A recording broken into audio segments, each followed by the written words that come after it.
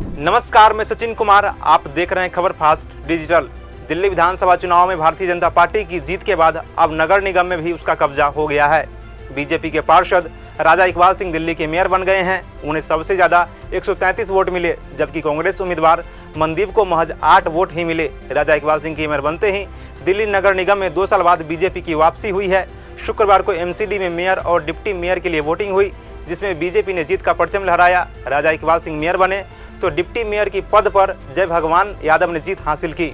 जहां एक तरफ एमसीडी में बीजेपी को 2 साल बाद वापसी होने से पार्टी में जश्न का माहौल है, वहीं दूसरी तरफ आपने चुनाव में नहीं उतरने का फैसला कर सभी को चौंका दिया था। आम आदमी पार्टी की पूर्व मेयर शैली ओबरॉय ने एक दिन पहले यानी गुरुवार को प्रेस कॉन्फ्रेंस कर चुनाव का बहिष्कार करने की बात कही थी। आप भी सुनिए शैली ओबरॉय का वो बयान। हर बार आम आदमी पार्टी ने दिल्ली की जनता के हितों की लड़ाई लड़ी। ऐसी नीतियां लाएं जिसमें दिल्ली की जनता का काम भी हो, साथ में नगर निगम में काम करने वाले कर्मचारी, उनका भी जो हक है, जो इतने सालों से रेगुलराइज होने की लड़ाई वो लड़ रहे हैं, उस पर भी नीतियां लाने की कोशिश करी गई।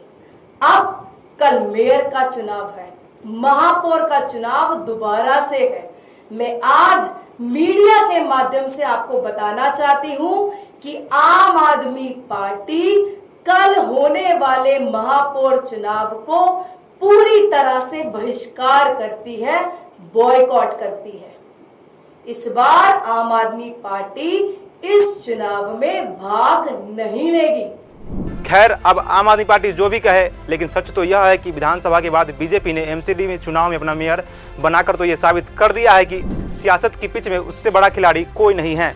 भाजपा के राजा इकबाल सिंह दिल्ली के अगले मेयर होंगे। ऐसे में राजा इकबाल सिंह के बारे में और उनके राजनीतिक करियर के बारे में जानना जरूरी हो जाता है। राजा इकबाल सिंह ने 1992 में दिल्ली विश्वविद्यालय के श्री गुरु तेग बहादुर खालसा कॉलेज से बीएससी की डिग्री प्राप्त की और सीसीएस विश्वविद्यालय से एलएलबी की डिग्री प्राप्त की। सिंह एक ऐसे परिवार से आते हैं जो अकाली दल के वफादार रहे हैं। उनके ससुर जहांगीरपुरी से पार्टी के पार्षद थे और उनके साले अकाली दल में सक्रिय रूप से शामिल हैं।